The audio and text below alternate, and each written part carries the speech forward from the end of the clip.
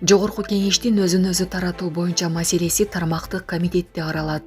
Жогорку кеңештин конституциялык мыйзамдар, мамлекеттик түзүлүш, сот укук маселелери жана Жогорку кеңештин регламенти боюнча комитети 23 сентябрдагы жыйынында 7 чакырылыштагы Жогорку кеңешти өзүн өзү таркатуусу жөнүндө сунуш каралат. Бул тууралуу парламенттин сайтына жарыяланды. Парламенттин сайтына жарыяланган маалыматка ылайык, баяндамачы катары депутат Улан Примов көрсөтүлгөн. Беле кетсек, буга чейин Жогорку кеңеште өзүн өзү таркатуу боюнча демилгечи топ түзүлгөнү айтылып, эл өкүлдөрүнөн кол топтолуп жаткандыгы маалым болгон. Көп өтпөй 32 эл өкүлү кол койгону кабарланган. 17 сентябрда Жогорку кеңештин төрагасы Нурланбек Тургунбек уулу демилге тууралуу түшүндүрмө берген. Каракулжада келиндин өлүмүнө байланыштуу кармалган Бауыржан Абдумаликов камактан бошотулду. Социалдык тармактын активдүү колдонуучусу Бауыржан Абдумаликов өлкөдөн чыкпоо милдеттенмеси менен камактан бошотулду. Маалыматты бүгүн 19 сентябрда Бишкектин Сверлов райондук сотунан ырастады. Маалыматка ылайык, ал расалык, этностук, улуттук, диний же региондор аралык кастыкты козутуу боюнча күнөөлүү деп табылып, 100 000 сом мөлчөмүндө айып пул салынды.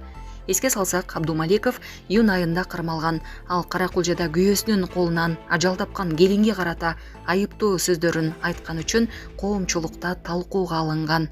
Сонун жаңылык. Сиз билген жана иченген Умбем клиникасы эми сизге дагы да болсо жакыныраак болду. Анткени бизде жаңы филиал ачылды. Андыктан келип, өзүңүздүн жана жакындарыңыздын ден соолугуна кам көрүшүңүздү сунуштайбыз.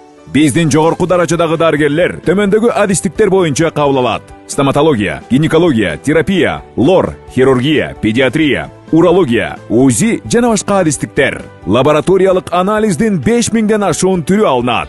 Жогорку даражадагы стерилизациялоо. Биздин дарек ВДНХ метросу, Кондратюка көчөсү 2. Телефон номерибиз 8925 103 22 55. Кабыл алууга алдын ала жазылып келүүңүздөрдү суранабыз. Умбем клиникасы. Сиздин ден соолугуңуз, биздин камкордук. Тынч жашагым келет. Ташиев менен Манас Алыкуловдун сүйлөшүүсү. Тамада Манас Алыкулов социалдык тармактагы баракчасына УКМКнын төрагасы Камчыбек Ташиев менен тамашалашкан видео жүктөдү.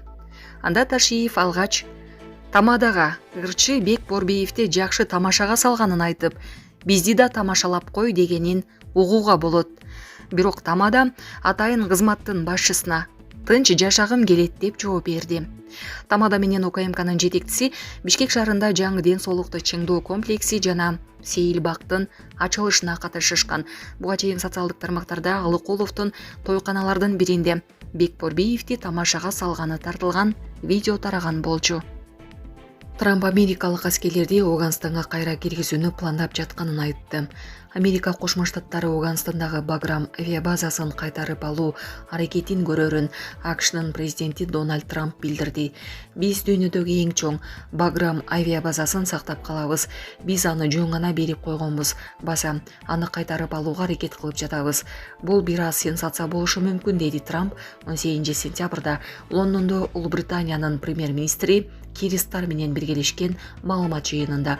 Эске салсак, АКШ Афганистандын аскерлерин 2021 жылдын күзүндө Джо Байден президент болуп турганда чыгарып кеткен.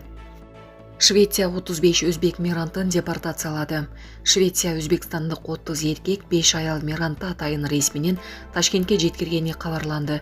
Анын алдында Тажикстан, Түркмөнстан, Өзбекстандыктагы 70 мигрант мекенине кайтарылганы маалым болгон. Швециянын бийликтери билдиргендей, депортацияга башпаник сураган арызы четке кагылгандар, өлкөдө мыйзамсыз жүргөндөр туш болууда.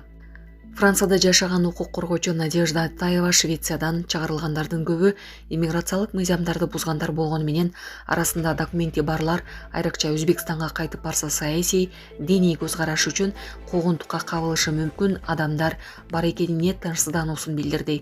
Анын айтымында миграциялык документтери колунда бар, бирок өзбек жараны Стокгольмдогу ресторанда отурган жеринен кармалып, бир нече күндөн кийин Самаркандга жеткирилген. Швециянын бийликтери апрель айында миграциялык мыйзамдарын өзгөртүп, башпаник сураган кишинин арызы четке кагылса, андай жаран дароо өлкөдөн чыгып кетип, 5 жылдан кийин гана апелляциялык арыз бере алат деген эреже киргизген. Ошондон бери башпаник ала албай жүргөндөрдү депортациялоо күчөдү. Ушул тапта качкындарды кармоо лагеринде Борбор Азиядан барган ондогон адам чечимди күтүп отурганы кабарланды. Швецияда расмий маалымат боюнча 6 миңдей өзбекстандык бар. Бейрасмий эсеп боюнча алардын саны 20 миңге чукулдайт. Быйыл июнь айында Швеция менен Өзбекстандын өкмөттөрү мыйзамдуу түрдө өзбек мигранттарын курулуш, тейлөө, медицина тармагына ишке чакырууну макулдашкан. Жылына канча өзбекстандыкка эмгек квотасы берилери так айтылган эмес. Булак Азаттык.